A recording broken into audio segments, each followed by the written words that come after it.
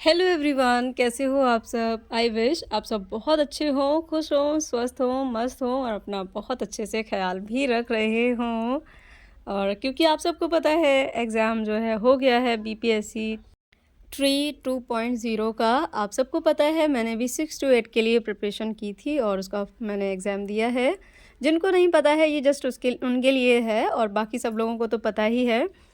तो आज के वीडियो में मैं आपके साथ डिस्कस करूंगी मेरे यहाँ से जाने से लेकर वहाँ एग्ज़ाम देने के बाद से सारी चीज़ें कैसी रही मेरे साथ और मेरा एग्ज़ाम कैसा गया।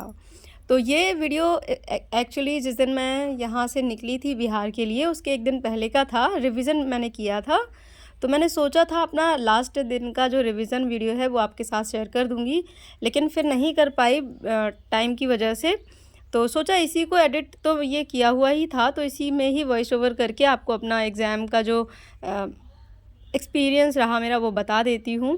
क्योंकि अभी मैं बहुत थकी हुई हूँ, सच बता रही हूँ, इतनी ज़्यादा थकावट है कि मुझे तो अभी तो कुछ सूझ ही नहीं रहा है, केवल नींद आ रही है बस। तो सबसे पहले मैं स्टार्ट करती हूँ। मैंने यहाँ से जर्नी स्टार्ट की थी 8 डेट को, यानी कि 8 दिसंबर को मैं यहाँ से निकली थी और सुबह ही। और इसके बाद फिर हम लोगों ने जो है ट्रेन से सफ़र किया। उसके बाद मेरा जो एग्ज़ाम सेंटर था वो हथुआ में था, यानी कि जो सिवान ज़िला है, सीवान या सिवान ऐसे ही कहते हैं। तो वहीं हथुआ जो एक प्लेस थी वहीं मेरा सेंटर था, वहाँ मैं एग्ज़ाम देने गई थी। और मेरा इतना अच्छा सौभाग्य था कि मुझे वो स्कूल मिला था जिसमें डॉक्टर राजेंद्र प्रसाद जी, जो कि हमारे फर्स्ट प्रेसिडेंट रहे, उन्होंने उसी कॉलेज से जो है अपनी एजुकेशन कंप्लीट की थी। वहाँ के टीचर्स ने बताया था। और वो कॉलेज जो था वो 1881 का बना हुआ था। और बहुत कुछ चीज़ें वहाँ के सर ने थोड़ी थोड़ी सी बताई थी एग्ज़ाम से पहले, क्योंकि एग्ज़ाम में आप सबको पता है बहुत जल्दी एंट्री हो गई थी। और मेरी एंट्री जो हुई थी वो 10 बजे हो गई थी। मैंने 10 बजे एंट्री कर ली थी और आप समझिए 10 बजे से लेकर 12 बजे तक पूरे 2 घंटे थे। तो इस बीच में जो टीचर्स आ रहे थे वो थोड़ा थोड़ा कुछ बता रहे थे उस कॉलेज के बारे में, सारी चीज़ें। तो जानकर बहुत अच्छा लग रहा था, बहुत ही बढ़िया लग रहा था। और सच में मुझे बहुत अच्छा लगा कि एटलीस्ट कुछ तो ऐसा मैंने वहाँ देखा या मेरे साथ ऐसा हुआ जो मुझे बहुत याद रहेगा हमेशा। और बाकी तो ये कहूँ कि मैं जिस जगह मेरा सेंटर गया था तो ठीक ही था, बढ़िया था सब। बाकी थोड़ी थोड़ी प्रॉब्लम हुई थी, ऑब्वियस सी बात है। जिनका भी सिवान ज़िले में हथुआ के आसपास सेंटर गया होगा तो उनको मुझे कमेंट कीजिएगा आप में से कितने लोगों का वहाँ सेंटर गया था। तो वहाँ के बारे में आपका एक्सपीरियंस क्या रहा वो आप बताइएगा ज़रूर। और आप लोगों का एग्ज़ाम कैसा रहा इसके बारे में भी आप कमेंट सेक्शन में ज़रूर बताइएगा। और अभी आप लोगों को बहुत सारे मेरे फ्रेंड्स मुझे कमेंट कर रहे थे कि दी आप बताइए आपका एग्ज़ाम कैसा रहा। तो मैं क्योंकि जल्दी घर नहीं आ पाई थी और मैं आई थी 10 डेट को, तो इसके बाद फिर थकावट ही इतनी थी कि शाम को मैं सोच रही थी अगर टाइम से घर पहुंच जाऊंगी तो शाम को ही वीडियो आप लोग के लिए शेयर कर दूंगी, लेकिन फिर टाइम से भी नहीं पहुंची और दूसरा खाना पीना भी बनाना था। इतनी थकावट के बाद घर आके जब इतना सारा काम हो तो कहीं कोई वीडियो नहीं सूझता है, तो इसीलिए कोई वीडियो नहीं आ पाया। और आज तो दिन भर मैं बिज़ी रही फिर, क्योंकि कल की जो सारी चीज़ें थीं, कल जो भी बैग वैग था वो सारा ओपन किया और जो धुलने का सामान था उनमें से कुछ धुला, कुछ अभी नहीं भी धुला है। तो इस चक्कर में मैं सुबह भी कोई वीडियो अपलोड नहीं कर पाई। तो बस अब ये वीडियो आप लोग के लिए है। और अब मैं बता रही हूँ कि मेरा एग्ज़ाम कैसा गया। पहले तो ये कि एग्ज़ाम पैटर्न कैसा था, जो पेपर का पैटर्न था वो कैसा था। पेपर का पैटर्न काफ़ी लोगों को इजी लगा, काफ़ी लोगों को मॉडरेट लगा और काफ़ी लोगों को हाई लगा। काफ़ी लोगों ने बताया कि काफ़ी टफ़ एग्ज़ाम था। और अगर मैं अपनी बात करूं तो मुझे एग्ज़ाम का जो लेवल था वो अच्छा लगा, यानी कि मॉडरेट टू हाई लेवल ही था एग्ज़ाम का। बट क्वेश्चन मैंने 90% ऐसे थे जो मैंने पढ़ रखा था, जितना मैंने सिलेबस जो पढ़ा था उससे ही आया था। सबसे इम्पॉर्टेंट होता है कि अगर आपने जो सिलेबस पढ़ा है उससे अगर आपको पेपर मिल जाता है, उसी में से क्वेश्चन आपको सिलेबस से क्वेश्चन मिल जाते हैं, तो आपको पैटर्न जो है इजी लगने लगता है। तो मैं ये बिल्कुल नहीं कहूँगी कि इजी था, क्योंकि मैंने पढ़ रख लिया था और काफ़ी टाइम से मैं प्रिपरेशन कर रही हूँ। तो चीज़ें थोड़ी-सी ईज़ी हो जाती हैं। बस करंट अफ़ेयर में भी ऐसा था कि मैं लास्ट टाइम में जितनी चीज़ें इम्पोर्टेंट पढ़ के गई थी, उन्हीं में से करंट भी आ गई थी। ये मेरा लक था कि मुझे उसी से क्वेश्चन मिल गए। कई बार ऐसा होता है कि हम जिस टॉपिक से पढ़ते हैं, ज़रूरी नहीं वहीं से आ जाए। स्पोर्ट्स से कोई क्वेश्चन नहीं था, जबकि मुझे बहुत लग रहा था कि शायद स्पोर्ट्स से आएगा, और स्पोर्ट्स मैंने नहीं पढ़ पाया था। तो मैंने ये सोच के छोड़ दिया था कि करंट तो करंट है, आएगा तो ठीक, नहीं आएगा तो क्या ही कर लेंगे, कितना कवर करेंगे करंट अफ़ेयर को। तो बस मैंने ज़्यादा फ़ोकस साइंस पे किया था, मैथ्स पे किया था। इसके बाद तो इन्हीं में से मेरा सारा बहुत अच्छा गया पेपर, बढ़िया गया। और मार्क्स, आप लोगों में से बहुत सारे मुझसे फ्रेंड्स जो है मार्क्स के लिए पूछ रहे थे। तो सच बताऊँ, आंसर की तो आ गई थी तुरंत। जब मैं एग्ज़ाम सेंटर से अपने स्टेशन पर वेट कर रही थी, तो वहीं पर मुझे मेरे हस्बैंड ने बताया कि आंसर की आ गई है। पर सच बताऊँ, मेरा बिल्कुल भी आंसर शीट चेक करने का मन नहीं कर रहा था, क्योंकि कुल बीते 15 दिन में मैंने बहुत बहुत बहुत फ़ोकस किया था अपनी पढ़ाई पर। और इसके बाद एग्ज़ाम देने के बाद इतना अच्छा लग रहा था, जैसे एक बहुत बड़ा काम मेरा पूरा हो गया है, और फिर मुझे फ्री फ़ील हो रहा था। अब मैं फिर से वही टेंशन नहीं लेना चाह रही थी, माइंड को स्ट्रेस नहीं देना चाह रही थी।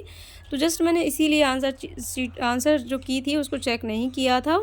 फिर मैंने सोचा घर पहुँच कर ही चेक करूँगी, और घर आने के बाद भी आंसर की मैंने चेक नहीं कर पाई, मैच नहीं कर पाया है, क्योंकि मैं उतना बहुत ज़्यादा नहीं हूँ एक्साइटेड आंसर की मैच करने के लिए। क्योंकि जो होगा वो तभी देखेंगे बाद में। और अगर फिर भी आप लोग बहुत ज़्यादा रिक्वेस्ट करोगे, आप बहुत सारे कमेंट्स ये चीज़ के लिए आएंगे कि मैं मार्क्स बताइए ही बताइए, तो फिर मैं ठीक है चेक करके बता भी दूँगी। अदरवाइज़ अब तो मेरा ये है कि जो रिज़ल्ट आएगा वही देखेंगे, बाकी अभी मैं कुछ नहीं देखने वाली हूँ। और वहाँ की चीज़ें, जो सिवान ज़िले का, और उसके बाद एग्ज़ाम सेंटर तक पहुँचना, वहाँ से आना, जो मेरा एक्सपीरियंस रहा, तो बहुत अच्छा नहीं था, मैं सच बताऊँ, क्योंकि आप सब समझ सकते हैं जितने वहाँ गए होंगे। और बहुत सारी चीज़ें थी, और सच बताऊँ तो मैंने एग्ज़ाम जब दिया था, सुबह सिर्फ़ चाय और बिस्किट ही मैंने खाया था, और बस फिर मैं एग्ज़ाम देने चली गई थी। और फिर इसके बाद लौटकर भी मुझे ऐसा कुछ समझ नहीं आ रहा था कि मैं क्या खाऊँ, क्योंकि मुझे सबसे ज़्यादा वहाँ खाने की प्रॉब्लम हो रही थी, बहुत ज़्यादा प्रॉब्लम हो गई थी वहाँ। और मैं भूखी रही थी पूरा एक दिन, सच बता रही हूँ। जो खाना मैं लेके गई थी, बस वही खाया था। और उसके बाद फिर लौटने में, जब फिर वापस अपनी जर्नी पर आए थे, तब मैंने कुछ खाया था। और तो मैं आपको क्या ही बताऊँ, अब जो भी होगा वो फ़ाइनल रिज़ल्ट ही मैं देखूँगी। पर फिर भी बाकी सब बहुत बढ़िया था, ओके ओके था। बाकी आप लोग कमेंट में बताइएगा कि आपका एक्सपीरियंस कैसा रहा। क्योंकि हर जगह देखिए कुछ चीज़ें अच्छी और कुछ चीज़ें थोड़ी-सी डिफ़िकल्ट होती हैं। पर ऐसे मतलब सही लगा मुझे, ठीक है, बढ़िया है, क्योंकि भारत है, वो भी भारत का ही हिस्सा है। और भारत मुझे कहीं भी कोई भी जगह भारत की मुझे बुरी नहीं लगती है, तो अच्छा है। और अच्छा या बुरा एक्सपीरियंस तो होता ही रहता है, कहीं चीज़ें सुविधाएं कहीं कम होती हैं और कहीं ज़्यादा होती हैं।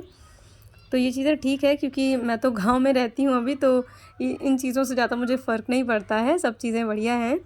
और बाकी आपका एक्सपीरियंस ज़रूर मुझे बताइएगा, मुझे बहुत वेट रहेगा। और अगर आप लोग हार्डली कमेंट करेंगे आंसर की मैच करने के लिए, मार्क्स बताने के लिए, तो मैं वो भी बता दूँगी, कोई ऐसी दिक्कत नहीं है, केवल आप लोगों के लिए। अदरवाइज़ मैं इतनी ज़्यादा एक्साइटेड नहीं हूँ आंसर की मैच करने के लिए, क्योंकि मैं डायरेक्ट इस बार रिज़ल्ट देखना चाहती हूँ। कई बार ऐसा होता है कि हम लोग मार्क्स जो हैं पहले से देख लेते हैं, और फिर उसमें से कुछ कम या ज़्यादा होता है तो थोड़ा-सा लगता है, अदरवाइज़ देखेंगे। मुझे डायरेक्ट देखना इस बार, मुझे अपना पेशेंस चेक करना है एक्चुअली, कि मुझे मेरे अंदर कितना पेशेंस है कि मैं डायरेक्ट एग्ज़ाम तक वेट कितना कर सकती हूँ। तो बस इसीलिए। और बाकी बढ़िया रहा, बहुत अच्छा रहा एग्ज़ाम मेरा। और जो एग्ज़ाम का लेवल था वो भी मुझे काफ़ी सही लगा। और सबसे इम्पॉर्टेंट चीज़ मुझे पता चली कि अगर हम लोग बहुत स्मार्टली एक प्लान बनाकर चलते हैं, और हमारी जो योजना होती है ना, वो सबसे इम्पॉर्टेंट रोल प्ले करती है हमारे किसी भी एग्ज़ाम को क्रैक करने के लिए। और मैंने जो केवीएस में अपने लिए प्लानिंग की थी, उसमें जो भी मेरी गलतियाँ हुई उसको मैंने बीपीएससी एग्ज़ाम के टाइम पे सॉल्व किया था, और उसको ठीक करके मैंने फिर से एक बहुत अच्छी प्लानिंग की थी। बिना कोचिंग के, बिना जो है किसी का कोर्स परचेज़ किए हुए मैंने अपना एग्ज़ाम बहुत अच्छे से दिया है और मुझे काफ़ी अच्छा लगा कि जहाँ-जहाँ मैंने अपने लिए सेलेक्ट किया था कि मुझे ये पढ़ना है, वहाँ से क्वेश्चन मुझे मिले हैं और उनको मैंने बहुत अच्छे से अटेम्प्ट भी किया है। तो कोई ज़रूरी नहीं होता है कि आपको केवल कोर्स परचेज़ करने के बाद ही किसी एग्ज़ाम में सफलता मिलेगी। ऐसा बिल्कुल नहीं है। अगर आपकी प्लानिंग स्ट्रॉन्ग है तो आप किसी भी एग्ज़ाम को ईज़िली क्रैक कर लोगे और उसके बाद सबसे इम्पॉर्टेंट होती है आपकी कंटिन्यूटी। अभी इस टाइम पे बहुत सारे स्टूडेंट्स, बहुत सारे कैंडिडेट, बहुत सारे एस्पिरेंट एग्ज़ाम के बाद रिलैक्स फ़ील करेंगे और जम के एन्जॉय करेंगे। कुछ दिन एन्जॉय करने के बाद उनके अंदर जो है पढ़ने का जो एक एनर्जी, हाई एनर्जी रहती है, वो धीरे-धीरे कम होगी और उनको लगेगा हाँ सफिशिएंट वो पढ़ रहे हैं। फिर जब किसी एग्ज़ाम का नोटिफ़िकेशन आएगा तब फिर से उनकी जो है प्लानिंग स्टार्ट होगी और उनका हार्ड वर्क स्टार्ट हो जाएगा। तो ऐसे में क्या होगा, जो बीच का उनका गैप हो चुका होगा उसको उनको मैनेज करने में बहुत प्रॉब्लम होगी। तो अभी मेरी सबसे अच्छी स्मार्ट प्लानिंग ये है कि अब नेक्स्ट एग्ज़ाम को मैं टारगेट कर रही हूँ, क्योंकि हर एक एग्ज़ाम में कुछ चीज़ें तो सेम ही रहती हैं, कॉमन रहती हैं और अगर हम अभी से किसी भी एग्ज़ाम के लिए प्रिपरेशन करने लगेंगे तो जो बेसिक सी चीज़ें हैं, जो हमारा बेस है, एटलीस्ट अगर हम उसको स्ट्रॉन्ग कर लेंगे तो जितना भी लास्ट में हमें एग्ज़ाम के टाइम मिलता है उसमें हम उस एग्ज़ाम में जो भी एक्स्ट्रा चीज़ें पूछी जाती हैं, हम उनमें बढ़िया से टाइम भी दे पाएँगे और हमारा जो सिलेबस है वो बहुत अच्छे से कंप्लीट हो जाएगा। तो अभी मैं 1 से 2 दिन का टाइम बस लूँगी ताकि मैं अपने कपड़े वग़ैरह जो भी सामान ले गई थी मैं सफ़र में, उसको साफ़ करके और जो भी घर में थोड़ी-थोड़ी चीज़ें मैंने एग्ज़ाम के दौरान इग्नोर की थी उनको साफ़-सुथरा करके बस इसके बाद फिर से मेरा नॉर्मल स्टडी रूटीन जो कि रहता है उसको स्टार्ट कर दूँगी। तो बस आज का मेरा वीडियो यहीं तक रहा। आई होप अच्छा लगा हो। मिलती हूँ फिर किसी नेक्स्ट व्लॉग में।